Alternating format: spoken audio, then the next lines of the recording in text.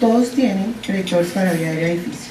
Tenemos que saber si vamos a necesitar un fibro, cuáles son los predictores que tenemos que tener, todas esas cosas, y en los pacientes tener la reserva de sangre, y que los familiares estén conscientes de que los niños van a ser transfundidos. Otra cosa es si vamos a hacer, hay algunas técnicas como eritropoyetina que se puede poner antes, o hasta si podemos hacer este tipo de tratamientos en estos pacientes, si los cubre el post o no. O sea, todas esas cosas tenerlas en cuenta de acuerdo al tipo de cirugía que se va a hacer, que es bien importante, y a los antecedentes que tengan los pacientes. Bueno, muchas gracias. Para redondear lo que hemos estado mencionando con los panelistas, a manera de conclusión podemos decir eso, exactamente el grado de comprensión de la familia y del paciente respecto a la etiología y al pronóstico de la enfermedad es absolutamente importante en estos casos. Hay que ver qué expectativas tiene la familia respecto del grado de mejoría. Ustedes se dan cuenta que hay algunas malformaciones que bueno, van a ver algo de mejoría, pero que definitivamente hay gente que piensa que de la cirugía van a salir perfectos, y eso hay que decírselo claramente a los familiares, ver qué tipo de enfermedades asociadas, o sea, en qué nivel de clasificación de ASA lo vamos a dejar, la severidad de la deformidad, la presencia de los síndromes congénitos, como decía la doctora Sauer, la edad, absolutamente importante, el estado de nutrición del paciente. Recordemos que muchos de estos pacientes son lactantes que pueden estar en anemia fisiológica, y por eso es muy importante tener en cuenta que pueden necesitar las transfusiones que mencionaba la doctora Vanegas. Enfermedades asociadas que interfieran con el proceso de cicatrización y la calidad de comunicación con la familia son aspectos fundamentales en estos casos, mucho más que siempre, porque son absolutamente importantes. En cuanto a las condiciones preexistentes, determinar, como lo mencionaron, si es sindromático o no, como en cualquier valoración, ver las alergias, y es mandatorio revisar el récord de anestesia si son pacientes que han sido intervenidos previamente. Muchas sorpresas nos llevamos, porque estos pacientes, como decía el doctor Duque inicialmente, al ir haciendo su crecimiento normal, tanto de las estructuras óseas como de tejidos blandos, van cambiando su vía aérea, y tenemos que tener un referente. La presencia del síndrome de apnea obstructiva del sueño es muy importante. Determinar el número de suturas a intervenir, conocer el número de suturas a intervenir. No es lo mismo una craneosinostosis de compromiso único de una sutura a compromisos múltiples, una pansinostosis. Determinar con la evaluación los signos de hipertensión endocraneana, eso es una cosa muy importante. El compromiso en las craneosinostosis severas y con compromiso de la sutura lamboidea se observa deterioro importante de la capacidad visual del paciente. Tenemos que tratar de aproximarnos un poco a eso. Es un signo muy sutil y nos hace pensar en el abordaje anestésico inicial, porque sería un paciente que, además de una vía aérea difícil, tendría una hipertensión endocraneana, lo que nos complicaría un poquito el abordaje de esa vía aérea. Hacer un plan de manejo de la vía aérea es muy importante, y determinar que si el paciente tiene medianamente una infección respiratoria, hay que diferirlo sin ningún temor. Es 3-4 semanas, en la literatura está clarísimo. En estos pacientes no se puede correr el más mínimo riesgo con las infecciones respiratorias, ni esperar una semanita, o a veces contemporizamos. En estos pacientes es preferible no. Señora. En lo de la vía aérea que va cambiando es importante, porque muchas veces dice, este paciente lo intubamos hace 2 meses, esta vez lo vamos a intubar, y es un paciente completamente diferente. Con 2 o 3 o 4 meses es otro paciente en la vía aérea completamente diferente. Entonces una vez dice, no, mire, esto aquí lo intubamos, esto sabemos que es un trabajo, y la próxima vez no lo podemos intubar. Entonces es verdad.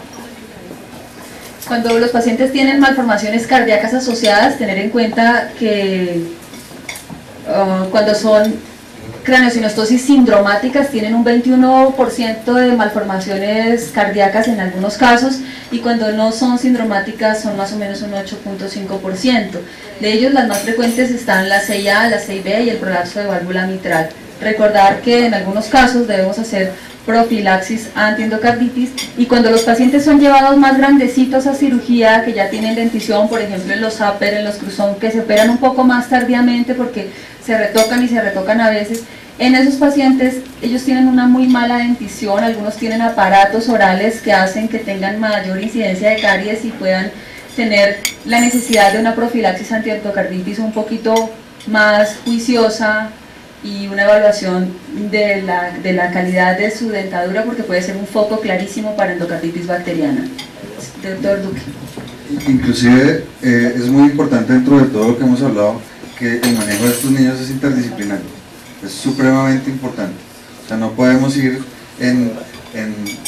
por vías diferentes, porque no solo el cirujano o el anestesiólogo es importante durante la cirugía o durante su tratamiento, sino intervienen de todas las especialidades. Entonces, lo más importante, yo creo que es una de las conclusiones que se puede sacar de todo esto que estamos hablando. Es verdad, el grupo de malformaciones craneofaciales debe contar necesariamente, por supuesto, con un neurocirujano, un cirujano maxilofacial, un odontólogo, un rehabilitador oral, ortodoncista y un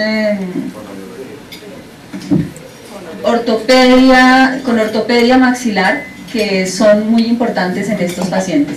Y ojo, si vemos un niño que no tiene diagnóstico de ningún síndrome congénito, pensemos que lo tiene y tratemos de ser muy juiciosos en aproximarnos en la evaluación preanestésica.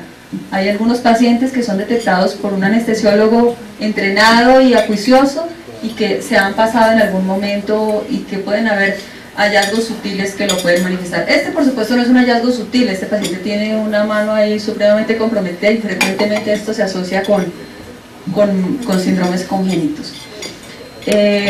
Dentro de los exámenes prequirúrgicos, la doctora Sauner ya nos había mencionado que utilizan un hemograma y unos tiempos de coagulación. Eso es, yo creo que lo básico en todas las instituciones. No sé si alguien de rutina pida otro tipo de exámenes.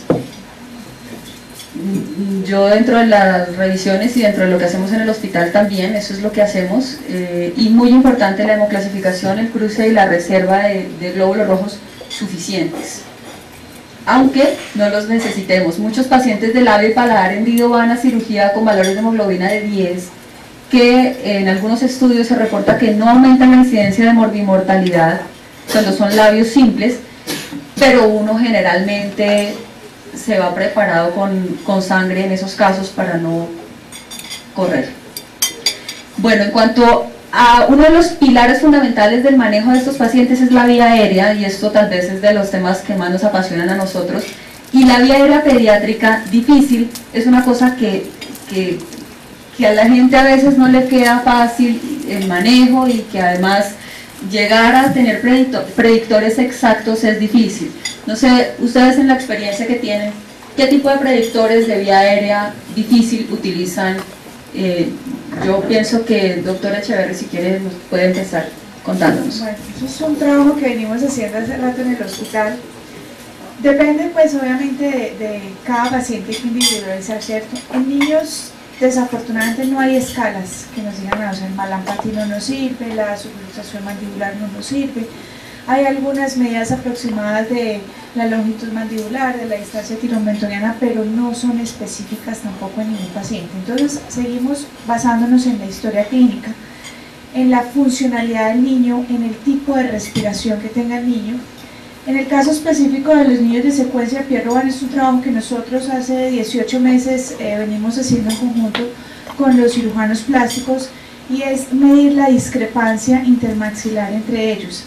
Se dice que cuando hay una discrepancia en más de 3 milímetros, la probabilidad de que ese paciente sea un Cormac 3 o 4 y que sea muy difícil de intubar es mucho más alto. Ahora, tenemos a nuestra disposición otra cantidad de herramientas, y son todas las imágenes tridimensionales. Yo creo que para que quede un poquito la información más clara, ¿cómo es la medición que están haciendo?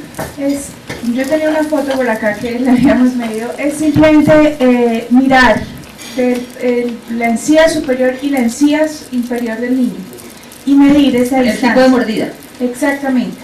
Si hay una distancia más de 3 milímetros ahí, la probabilidad de que haya un Cormac 13 en adelante es muy alta, y la probabilidad de vía aérea difícil es muy alta. Ahora, no es que no es fácil a veces medirlos en los niños, y más si están despiertos, más en una consulta, más que ya están toreados, entonces es difícil. El TAC